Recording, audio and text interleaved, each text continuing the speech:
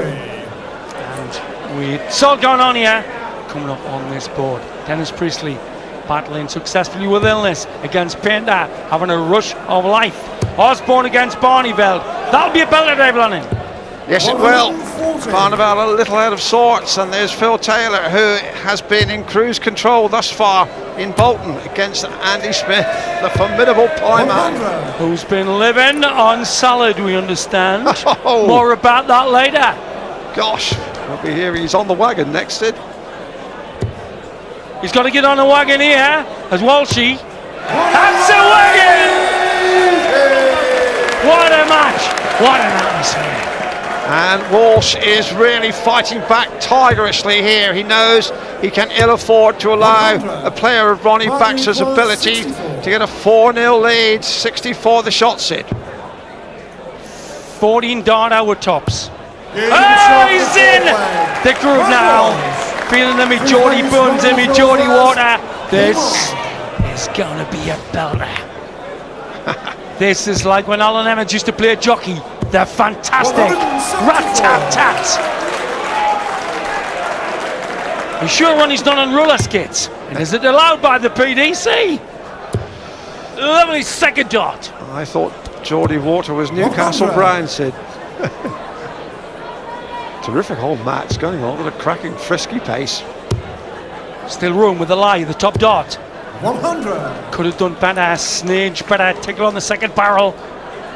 Second barrel. This one's a double barrel shotgun of a game, this, Dave. Yes, and it's a real blast. 60. Baxter looking comfortable here for a 4-1 break in this opening session. Oh, magic! 140. It's a problem of being too accurate. See that absolute fast arm. Almost a contradiction in terms. The problem of being too accurate. But if you're a dart player or a follower, you will know exactly what Sydney means.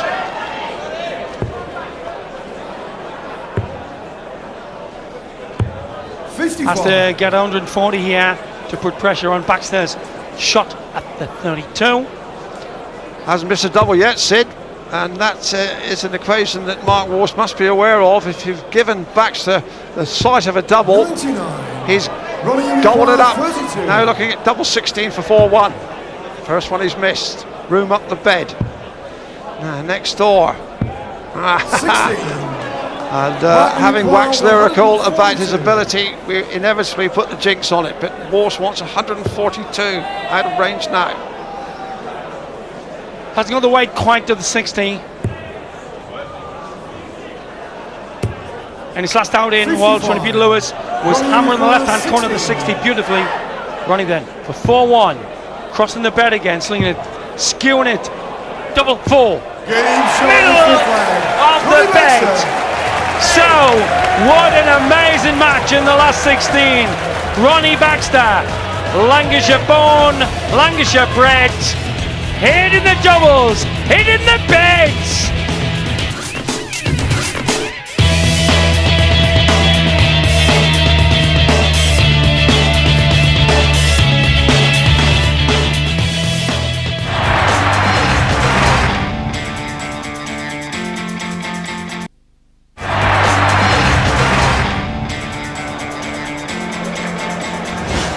Down to the last 16 of the FA Cup of Darts here at the Reebok Stadium. Interesting what's going on board number 2. Mark Lawrence, broken Colin Lloyd in the 5th leg. He leads 3-2. Lloyd impressive in this tournament so far. Reminder on the main stage, Raymond van Barneveld and Phil Taylor still to come. Ronnie Baxter though on fire at the moment as we rejoin Dave and Sid.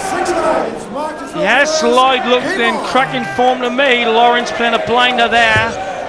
And he's got to keep these darts, Dave Lanning, in that 60 zone like he did earlier against Lewis. Because at the moment, the pepper battle on that red bit being won hands down by Bax. 101. Mark Walsh knows he needs to win this second session with the throw. He trails 4-1, but if he can get the old turbocharger into gear, could still come back in this match. 60. He has to throw in 3 of the 5 legs, and he's got to make it pay. Baxter didn't really want that break. He was gliding along. 140. We've seen them go off the boil before occasionally in matches, but I think as they look absolutely locked there at 93 and a bit, I think that the problem is that compared to his match earlier against Lewis, where he found a nice rhythm, he's slightly taken the pace off the dart. It's the man in red, Walsh. Whereas Baxter, this metronomic accuracy, has been a feature of the game for well over 20 years. And they're the difference in their averages on their percentages, rather, on checkouts. 100. That's Baxter almost twice as successful, and Baxter was 100%, you'll remember, until he missed, 1, 2, 3, 4, 5 in the last leg. But it didn't matter anyway, because he won the leg, and that's when stats make muppets out of all of us.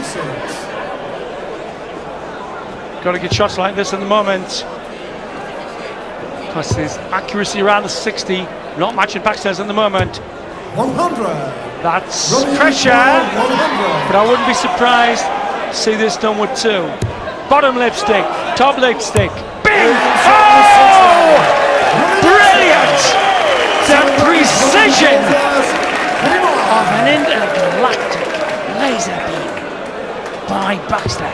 Yes, there are times, you know, Sid, when we watch, and we've watched Baxter, we've been privileged to watch this guy over a long period of time. There are times when he's just about the best top 20 thrower that you can see. He picks out double top as though he's got a heat-seeking missile in his midst. 60. Well, not exactly the melting point of tungsten, but we're not far off. Here's the lad. Bring out the ball. Brilliant last one. That was immaculate. That was muscular torsion in the upper arm, deliberately dipping the dart just into the way. Right through this match so far, Baxter has stamped his own signature. Started with a 180, checked out with a 157, checked out with a 100 there. The milestones have been going his way, and Walsh, now 5-1 down, has got to produce a patch of the purest purple to get back in this match.